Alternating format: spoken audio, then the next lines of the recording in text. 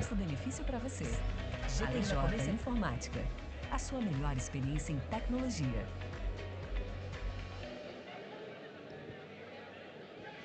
Boa noite, boa tarde, boa noite, galera. Obrigado por estarem aqui conosco agora para esse papo. A gente vai falar de inteligência artificial de um jeito um pouquinho diferente. Em 30 minutos eu vou passar por vocês por 10 itens que explicam como a inteligência artificial está afetando tudo daqui para frente dentro de negócios. Seja numa criação de uma empresa, no trabalho, no empreender, ou de uma maneira geral, como está mexendo o jeito que a gente vai trabalhar dentro das empresas. Tá?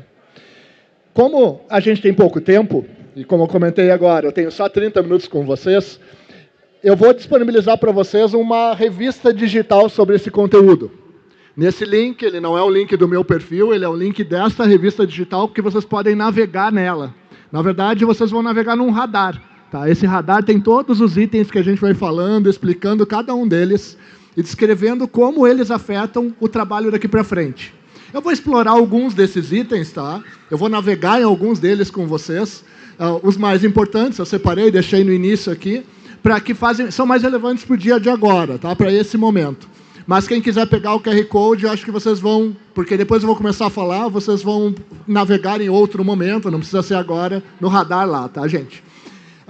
Esse radar ele tem o nome de Data Thinking pela característica de que a gente navega na informação através de dados. A gente muda a nossa forma de pensar através dos dados.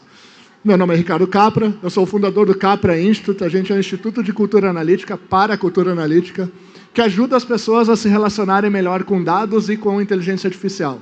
A gente ajuda organizações de todos os tipos a fazer isso e profissionais dentro dessas empresas. Vocês estavam há pouco tempo aqui correndo atrás da Cissa e com o unicórnio dela, da Unilever. A Unilever é uma das organizações que a gente ajudou no processo de transformação para lidar com dados e inteligência artificial. E tantas outras empresas que a gente vem ajudando a se instrumentalizar para usar esses novos recursos no dia a dia. Tá? O Data Thinking, ele retrata isso, tá, gente? Esse grande mapa digital, vocês conseguem navegar nele em cada um dos itens que eu vou explorar. Então, minha intenção aqui não é fazer o disclaimer detalhado de cada um dos itens, e sim contar do impacto. Porque vocês vão poder ler depois mais em detalhes dentro do próprio relatório, tá, gente? Minha provocação principal para vocês é como que isto afeta o trabalho de vocês daqui para frente. De novo, seja como profissionais se formando dentro de uma empresa ou como empreendedores. Porque em qualquer um desses aspectos, essa questão dos dados da inteligência artificial passa a ser um agente principal ou fundamental dentro disso. Tá? Por isso que esse mapa que a gente vai navegar tem essa característica. Só para lembrar, ele tem uma característica de radar e vocês navegam nele, tá? Então vocês pilotam e navegam essa informação do jeito que vocês acharem mais bacana. Isso foi desenvolvido por uma empresa que faz parte, que nós estamos juntos, que é a Envisioning, que fica na Europa. Tá? Nossos laboratórios são na Europa, Estados Unidos e Brasil, e essa aqui é desenvolvida lá na Envisioning. Então, só para a gente materializar isso também. Tem 10 temas dentro dessa revista, dentro desse radar. Tá? Os 10 temas falam sobre diferentes intersecções dentro dos negócios e dentro da nossa vida. Como eu comentei, eu vou citar alguns deles, aqui estão os 10, tá? E eu vou navegar em alguns deles com vocês aqui dentro do tempo que a gente tem, explorando e contando um pouco sobre eles. Tá? Bom, o primeiro deles é sobre uma coisa chamada AI Driven.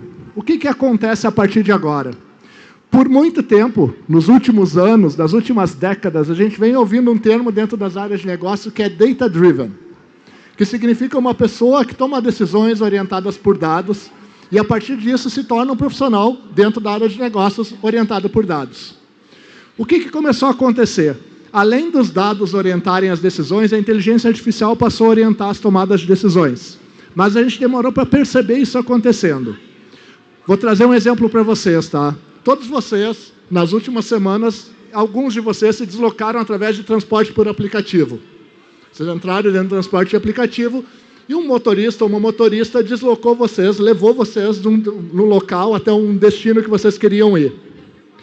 Esse profissional, essa profissional que levou vocês, toda a relação de trabalho dela, é através de inteligência artificial.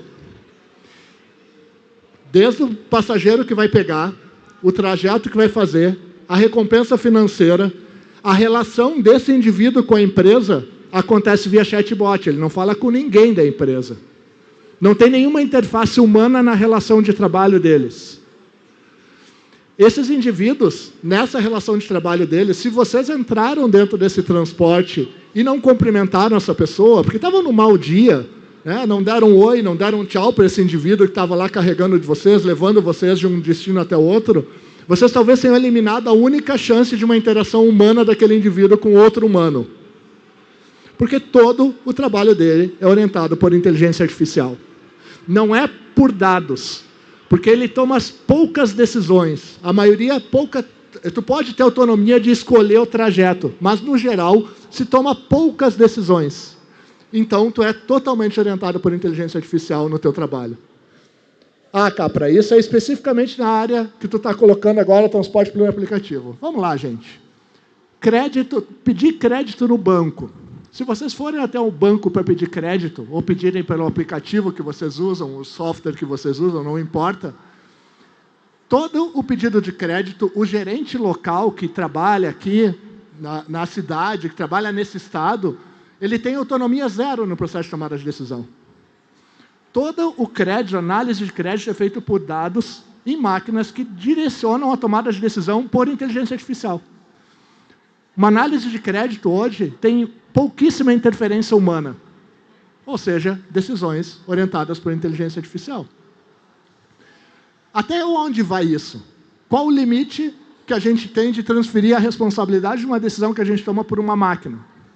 Quantos de vocês, no processo de tomada de decisão, quando vocês estão se deslocando e estão usando o Waze, por exemplo, com vocês, junto com os pais de vocês, seja quem for que estiver deslocando, tiveram autonomia para mudar a rota que foi destinada? Porque, por exemplo, tá? Não sei se vocês sabem disso, mas, por exemplo, quando a gente usa o Waze, ou quando um Uber usa o Waze, ou quando um aplicativo usa o Waze, tem áreas que são escuras. O que significa área escura? São áreas que eles bloqueiam porque são áreas que não consideram seguras, por exemplo.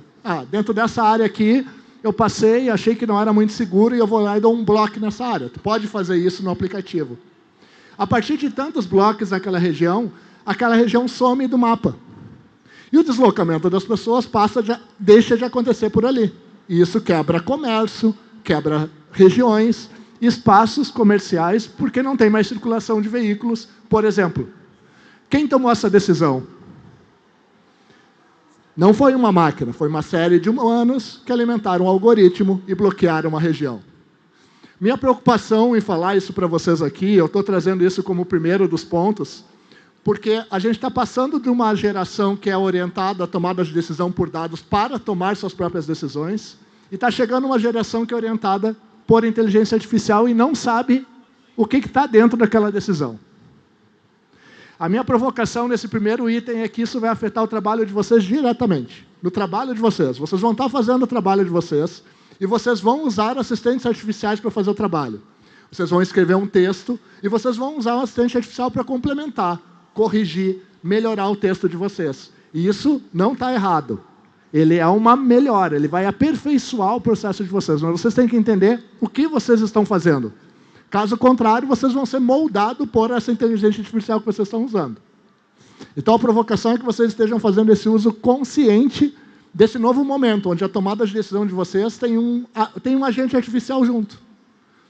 E assim, tá, gente? No trabalho de vocês, cada um de vocês vai lidar com várias inteligências artificiais. Uma que vai ajudar a fazer uma imagem, uma que vai ajudar a fazer um texto, uma que vai ajudar vocês a se relacionar com o cliente, uma de chatbot, e assim por diante. Nós vamos usar vários sistemas artificiais ao nosso redor. A partir de agora, se vocês já usam o ChatGPT ou qualquer sistema de inteligência artificial, isso se tornou uma realidade. Já é uma prática. Isso está afetando vocês a partir de agora, gente. Direta ou indiretamente. Eu dei 3 exemplos para vocês que está no dia a dia de vocês e está afetando a limite de crédito de vocês, o transporte que vocês estão conduzindo, entre tantas outras coisas que vêm por aí. Essa tendência nos leva para uma segunda. O que começa a acontecer?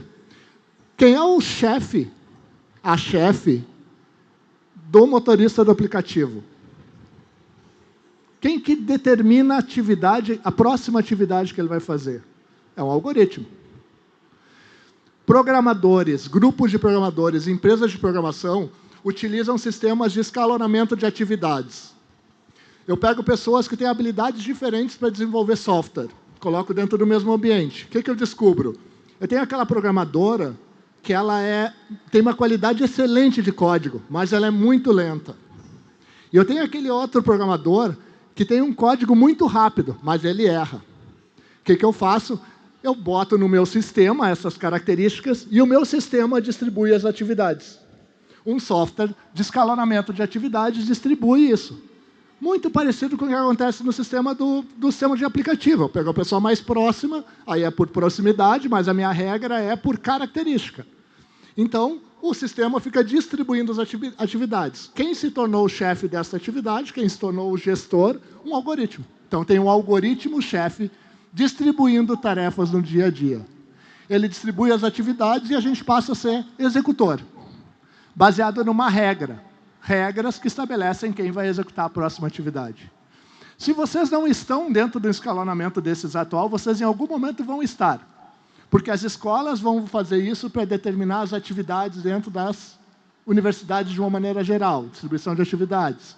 As empresas fazem isso dentro do sistema industrial tradicional que a gente conhece. Escalonamento de prestadores de serviço dentro do comércio, mesma coisa. Eu vou fazendo associação dentro de sistemas que eles têm uma eficiência melhor dentro disso, mas, por outro lado, dentro desse ambiente, a gente se torna meio que refém desse ambiente. Então, de novo, é sobre consciência de um artificial, tá, gente? Que está cada vez ocupando mais espaço. Nesse gráfico, eu estou mostrando para vocês dois níveis de trabalho. Um nível de execução e um nível de supervisão. Há muito tempo já a gente vem vendo as máquinas ocupando o nível de execução. Elas estão começando a trabalhar indústrias, máquinas, sistemas, algoritmos, inteligência artificial. O que é mais recente é uma supervisão por máquinas. Como vocês podem ver, agora a gente também tem máquinas fazendo supervisão. O que vocês estão vendo? Um achatamento de atividades humanas sendo executadas. A minha pergunta é se vocês querem estar nesta linha branca executando ou coordenando as atividades que essas máquinas estão fazendo. No mínimo, conscientes dessas atividades que essas máquinas estão fazendo. Isso que eu estou trazendo para vocês é uma mudança no mercado de trabalho geral. Empresas estão chamando empresas de software dizendo: eu preciso substituir o número de pessoas que eu tenho por atividades que tragam maior eficiência na produção de código de software. Então, ativa algoritmos para fazer isso. Essa mudança de mercado, gente, do lado desse jeito que eu estou trazendo para vocês, ela parece um pouco catastrófica, né? Na verdade, ela é caótica, mas não catastrófica, porque ela é inevitável. Ela traz eficiência. Eu fazer isso através de software, com regras, me permite medir, coletar dados e aperfeiçoar o processo. Então, é natural que o mercado, né, com benefício e vista econômica, vai buscar maior eficiência. Então, como que a gente se adapta para viver dentro disso? Ah, não, vamos derrubar, desligar todos os sistemas. Legal, é uma ideia anarquista talvez adequada para o momento que a gente está vivendo, mas ela não é suficiente, porque os sistemas não vão ser desligados. Então, a gente precisa estar atento em onde a gente vai, ou o que a gente vai ocupar desse espaço. Até porque tem uma coisa que acontece com essas máquinas, e eu estou indo pelo meu terceiro ponto, estou navegando em alguns, despertando vocês e lembrando, tá? Cada um deles tem um texto completo dentro do material para vocês. Eu estou dando alguns pontos para vocês depois mergulharem neles. Falei sobre AI-driven e falei sobre os algoritmos chefes. Por que a gente tem que estar tão atento a isto? As máquinas que eu estou contando para vocês, essas que começam a ser chefes, a direcionar os trabalhos, a coordenar as atividades, elas alucinam. O que significa uma máquina alucinar? É uma máquina que começa a responder coisas, ela viaja, ela inventa uma história. E se vocês entrarem lá dentro de um ChatGPT, por exemplo, e começarem a fazer perguntas, ele vai começar a responder vocês e tem uma premissa no sistema do ChatGPT. Ele precisa dar uma resposta para o usuário. A premissa dele uma regra básica ele precisa dar uma resposta. Então, se vocês começarem a apertar ele, né, fizer perguntas mais difíceis, ele inventa. Se vocês entrarem lá e pedirem uma coisa muito simples, tá? O que eu vou contar para vocês agora, talvez vocês já tenham feito, tá? Que é lá, fazendo o trabalho da escola, né? Peçam uma citação de um autor. Ele vai fazer o quê? Ele vai trazer uma citação do autor. Eu recomendo que vocês confiram, porque essas citações não existem. Ele inventa. Ele junta palavras, e se vocês pedirem para mostrar em qual livro aquilo está, em qual página, ele vai inventar um livro e uma página. Mas vocês não necessariamente vão encontrar aquela referência. É óbvio que existem formas de tu fazer isso aperfeiçoado. Se vocês subirem o livro para ele ler, explicar que aquele é um livro do autor, ele pode ser aperfeiçoado. Tu pode usar a máquina de uma forma melhor. Eu só estou contando para vocês que as máquinas inventam coisas. Elas inventam coisas porque elas têm uma premissa. Elas pegam os dados que ela tem e complementam. Como funciona um ChatGPT, tá, gente? A lógica dele é de autocompletar algo que vocês estão escrevendo. Ele pega todas as bases de dados que ele tem e ele vai completando baseado no que vocês estão escrevendo. Então, se vocês fazem uma pergunta, ele autocompleta aquilo. Ele surgiu exatamente disso, tá? A gente, como linguagem, foi autocompletando nossos textos usando o Word, Docs. A gente foi usando isso no dia a dia. E se descobriu que se eu rodasse isso em grande escala, eu aprenderia uma linguagem. Então, a única coisa que ele faz, ele prevê a tua próxima pergunta. E ele vai fazendo isso, é um cálculo matemático. Baseado no que tu disse até agora, as próximas respostas ou coisas que tu vai dizer é isso, isso, isso. É assim que funciona essa lógica, tá? Como ele não tem base de dados para responder, o que ele faz? Ele cria. Então, fiquem atentos, porque o chefe de vocês vai alucinar se ele for um algoritmo. Em algum momento ele não vai ter informação na base de dados e ele vai inventar. E vai fazer vocês percorrerem um percurso que não existe, vai dizer que um determinado percurso que era bloqueado e não era, e assim por diante. Isso que eu estou contando para vocês, tá, gente? Ele é resultado do jeito que a gente está vivendo com informação agora. Quando eu não tenho uma base de dados sólida, eu não tenho informação de qualidade, os sistemas começam a falhar, porque eles cospem resultados errados. Cálculos matemáticos baseados em números errados vão gerar resultados errados. Se eu der uma informação inicial ruim, o resultado vai ser ruim. Então, gente, sobre alucinações artificiais, que é esse terceiro ponto que eu estou dizendo para vocês, se vocês tomarem decisões orientadas só por inteligência artificial, ou tiverem um chefe algoritmo, a hora que ele alucinar, vocês vão seguir, ou correm o risco de seguir aquilo que ele está trazendo para vocês. Esse quarto item que eu estou trazendo para vocês, ele foge um pouco do tema negócio de uma forma prática, mas ele vai para dentro de uma linha de saúde, e eu quero que vocês fiquem atentos a isso. Não sei quantos de vocês, mas vários de vocês, praticam atividades físicas com complementos de sistemas inteligentes.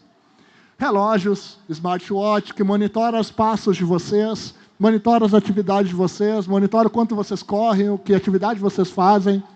Se não vocês, alguém muito próximo de vocês, utiliza esses sistemas no dia a dia. Todos esses sistemas são colocados dentro de bases de dados em algum lugar. Então, por exemplo, eu pratico corrida, meu sistema de corrida monitora a minha frequência cardíaca, a cada 14 segundos manda a minha frequência cardíaca por um servidor e armazena e compara com todas as frequências cardíacas de todo o mundo. Beleza. Até aqui, a gente já falou, o mundo está falando sobre privacidade, sobre dados, todo mundo está falando disso, e obviamente a gente tem que estar atento nisso, mas até aqui, tudo bem. Por quê? Afinal, ele me traz um benefício, ele me diz o quanto eu estou praticando, o quanto que eu poderia, avisa a minha frequência cardíaca, então eu troco isso, legal. Qual o problema? Nos Estados Unidos tem uma empresa que ela coleta, baseado num exame de sangue que eu faço, eu mando esse exame de sangue para ela, e ela coleta esses dados e decodifica o meu DNA. Ela diz o seguinte, baseado no teu exame de sangue, que tu fez o teu dedinho aí, eu peguei teus dados e posso te dizer o seguinte, a tua árvore genealógica dos teus parentes do mundo todo é mais ou menos essa aqui. Porque tantas pessoas já mandaram sangue para a gente no mundo e a gente rastreou e agora tem um mapa. Incrível. Eu consigo mapear baseado no meu DNA, é lógico o que eles fizeram. Se eu tiver uma base de dados gigante, eu consigo aprender mais sobre a árvore genealógica. E eles me fazem uma pergunta adicional. Eles dizem, tu quer que a gente te diga quais os teus próximos problemas de saúde? Como assim? Não, porque assim, como eu tenho o teu resultado de DNA, eu posso calcular a probabilidade de ter os próximos resultados médicos, tipo um câncer ou uma outra doença que tu possa ter, baseada no teu histórico familiar ou genealógico. Afinal, tem coisas que tu não sabe da tua família que eu sei. Tá bom? Estranho. Mas pior que isso, essa empresa foi hackeada. Roubaram todos os dados dela. Essa é uma história real. Eu não estou inventando uma história, estou contando a história para vocês. Essa empresa foi hackeada, todos os dados delas vazaram e ficaram disponíveis no mundo. Isso significa que meu DNA foi parar na mão de alguém. Alguém tem meu código de DNA. Isso significa que alguém pode me copiar. Fora a história fictícia disso, que a única coisa que tem de fictícia é que a gente ainda não consegue copiar o humano, o resto é tudo real. Alguém tem os dados do meu DNA, sabe exatamente como o meu corpo funciona e, inclusive, quais são minhas próximas doenças possíveis no meu corpo. Num simples exame de sangue que eu fiz no meu dedo. Todas as eras que a gente passou com relação à tecnologia, os sistemas foram hackeados. Todas as tecnologias, todos os sistemas de tecnologia foram hackeados. As redes foram hackeadas, a internet foi hackeada, os smartphones encontraram maneiras de hackear, as redes sociais foram hackeadas, as coisas, câmeras, são hackeadas, né? Elas pegam imagem de outros lugares, e os nossos corpos também vão ser. Assim como a gente tem hackers de tudo, se eu tenho dados do meu corpo, alguém pode hackear, a partir disso, o meu próprio corpo, exatamente nessas características. Então, gente, essa história de dados, inteligência artificial, ela vai afetar vocês querendo ou não. Porque se eu trouxe um relato meu, real aqui, de uma situação que eu fiz no meu exame de DNA, talvez os pais de vocês, irmãos mais velhos ou outras pessoas tenham feito esse exame. O que significa que vocês nem precisam fazer, afinal, já tem o DNA similar ao de vocês lá dentro do sistema. A partir de agora, a gente vai ter que prestar muita atenção em como que a gente lida com a informação. Seja do nosso corpo, seja da nossa realidade, seja da nossa vida, dos nossos parentes. Então, tem a ver com privacidade, mas tem mais do que isso, tem a ver com a gente entender que a sistemática, o jeito que a gente lida com esses sistemas, ele está se transformando todos os dias. Vocês estão sendo afetados por decisões indiretas nos dados e rastros que a gente está deixando. E eu não estou falando de rastro social. Ah, Capra, eu não publico nada na rede social. Não é sobre publicar na rede social, é sobre viver. É sobre usar um relógio que marca a tua frequência cardíaca. Ah, não vou usar mais. Não é isso, gente. Não é sobre não usar, é sobre a gente ter consciência e decidir usar ou não usar. Ah, então, esse é o ponto do Biohackers que eu queria trazer para vocês. Esse é o último que eu trouxe para a conversa, tá? Eu tenho mais 5 minutos aqui com vocês. Eu trouxe esse último e eu trouxe de último. Tem mais na lista, vocês vão poder navegar. Mas eu quero dar destaque para todos vocês nesse último aqui, que é o cientista de negócios. Nos últimos anos, nas últimas décadas, teve uma explosão de uma profissão chamada ciência de dados. Vocês são todos técnicos aqui, eu tenho uma cabeça ligada, e todo mundo de alguma maneira já ouviu falar nisso. O cientista de dados é aquele cara que tem a habilidade de alguma maneira explorar bancos de dados e fazer análises ou produzir análises ou sistemas, como algoritmos, sistemas de inteligência artificial, a partir dos sistemas de aprendizado de máquina. Isso foi evoluindo ao longo do tempo, e o que começou? As organizações começaram a perceber, não, a gente precisa de cientistas de dados, de uma grande equipe de cientistas de dados. E o que eles começaram a fazer? Começaram a fazer uma coisa lógica, criam uma área de ciência de dados. As áreas começaram a encher e ficar muito grande. O que eles começaram a fazer? Disseram o seguinte, próximo passo, a gente vai pegar esses cientistas de dados e vai começar a distribuir na companhia. Quando começaram a distribuir, teve um problema. A área de vendas recebeu um cientista de dados e eles não conversavam a mesma língua. A área de negócio tentava explicar qual era o problema de negócio e o cientista de dados entendia de estatística. E a conversa não fluiu. Então, o que a área de vendas disse? Eu vou preparar o meu próprio cientista de dados. Cada área de negócio no mundo, em áreas de negócio de todos os tipos, começaram a aperfeiçoar os seus profissionais na própria área de negócio. A área de marketing, a área de vendas, a área de logística formaram seus profissionais de dados direto na área. A partir disso, eles criaram uma outra carreira dentro da mesma característica. Alguém que conseguisse experimentar dados no meu ambiente de negócio, na prática. Com isso, eu boto esse profissional, essa profissional, a experimentar os dados dentro da própria área com sistemas que tenham à disposição. O que eles começaram a fazer? Eles desenvolveram seus legados e fizeram silos. Cada área usa a sua própria ciência de negócio na área. Todos vocês vão ser analistas de dados de algum tipo de dado. Seja do dado do corpo de vocês, seja do dado do trabalho, seja do dado de vendas da área que vocês trabalham, seja da área de marketing. A área de marketing principalmente, tá? A área de marketing tem 1000 ferramentas de analytics já disponíveis. Um monte de dashboards, um monte de sistemas que a pessoa acessa diretamente isso. Vocês vão precisar analisar dados. Vocês vão usar sistemas artificiais que ajudam a fazer isso, beleza. Mas ninguém vai sentar do lado de vocês com essa característica técnica. As empresas estão ensinando Python na Unilever. Tem lá toda a corporação com um treinamento em Python disponível. Uma linguagem de programação técnica sendo disponibilizado para todos os colaboradores da companhia. Isso não é mais uma característica do técnico. Está sendo distribuído. A característica que a área de negócio quer é alguém analítico, alguém que saiba olhar para um problema, investigar ele e ir resolvendo esse problema, quebrando esse problema em pequenos pedaços e fazendo análise disso. Aqui se perde um pouquinho, tá, gente? Mas tem uma área cinza aqui que eu estou trazendo para vocês, que é o cientista de negócios. O cientista de dados, tá, gente? Ele é mais ligado com as ferramentas, o dado e as camadas de analytics. O cientista de negócio, ele traz algo adicional, que é o conhecimento da área de negócio. E, às vezes, conhece menos das ferramentas. As ferramentas vão ficar cada vez mais automáticas a partir de agora. Elas vão ser mais simples de lidar. Eu vou fazer um dashboard com um pedido muito simples. Eu vou pedir um dashboard para resolver tal problema. E o sistema vai cuspir isso para a gente. Essa é a evolução que está acontecendo na área de analytics. Então, o que eu preciso saber fazer? Um prompt. Eu, como cientista de negócios, tenho que escrever um prompt que me diga a análise do sistema X com Y e me traga uma análise desse problema, para que eu possa pensar uma solução de negócio para isso.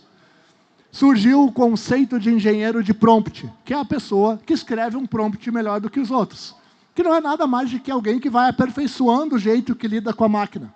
O cientista de negócios é isso, ele fica exercitando, experimentando diferentes maneiras de lidar com um prompt no dia a dia, até que ele vai aperfeiçoando e fazendo perguntas. Lembrando que, por enquanto, o prompt do ChatGPT que a gente conhece, a gente precisa digitar. Mas isso é um artifício que está caindo, vai ser por voz. Eu vou conversar sobre isso, eu vou pedir uma análise sem precisar ver essa informação. É diálogo, gente. Eu posso perguntar o cruzamento do dado A com o dado B e isso me trazer uma resposta como assistente de voz. A gente está passando por essa virada exatamente agora.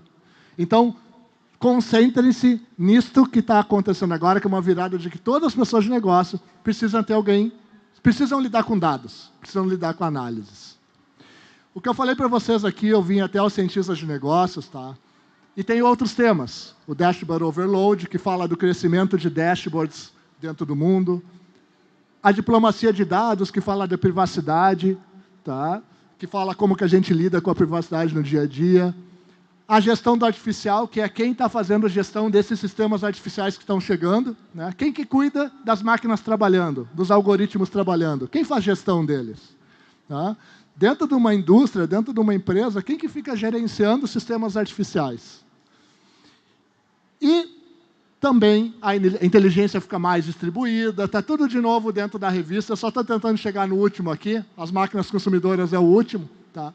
Para deixar e marcar com vocês o link, tá, gente? Convido vocês para visitar o Data Thinking, entrar no link, ler, entender aquilo que faz mais sentido para vocês e se adaptarem a essa mudança que AI, inteligência artificial e dados está causando a partir de agora na vida, vai causar e já está causando de forma, às vezes, invisível, porque a gente não tem consciência dessa mudança que está acontecendo. Isso é uma conversa para despertar, gente, tá? E eu queria que, a partir de agora, vocês conseguissem dar esse próximo passo de navegar naquela informação que é relevante e avançar. Gente, muito obrigado. Uma boa noite para vocês.